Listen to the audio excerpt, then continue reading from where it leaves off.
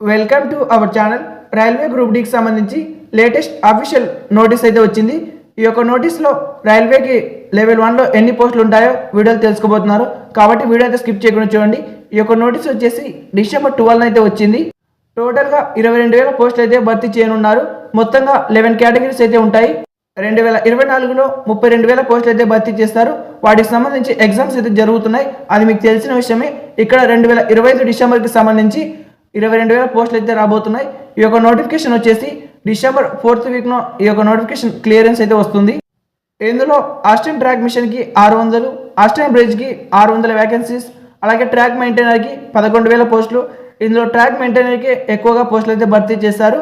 Assistant పీవేకి 300, assistant టీఆర్డీకి 800, assistant లోకోసెట్ ఎలక్ట్రికల్కి 200 పోస్టులు భర్తీ చేస్తారు.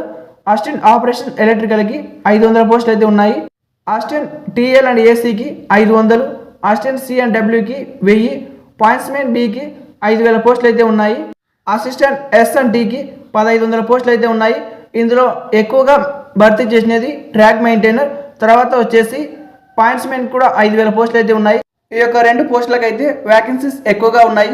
టోటల్గా 22,000 పోస్టులు అయితే భర్తీ చేయనున్నారు. మీకు డిసెంబర్ 4th వీక్లో ఈ యొక్క పూర్తి నోటిఫికేషన్ అయితే వస్తుంది. వెంటనే ఈ యొక్క వీడియోకి లైక్ చేసి ఛానల్కి తప్పక సబ్స్క్రైబ్ చేయండి.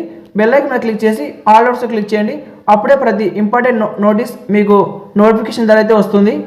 ఇందులో మీకు సిలబస్ అలాగే మీరు చదవాల్సిన సబ్జెక్ట్స్ అయితే ఒకసారి వీడియోలు చూద్దాం.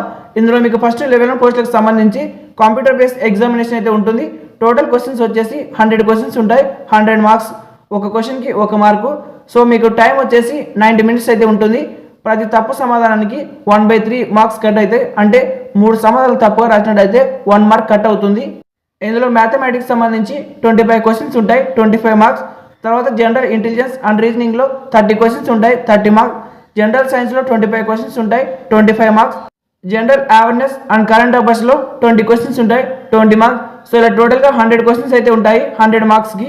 ఈ యొక్క పూర్తి నోటిఫికేషన్ రాగానే వీడియో అయితే చేస్తాను. కాబట్టి ఛానల్ని సబ్స్క్రైబ్ చేసి bell icon all notification click చేసుకోండి. Thank you for watching.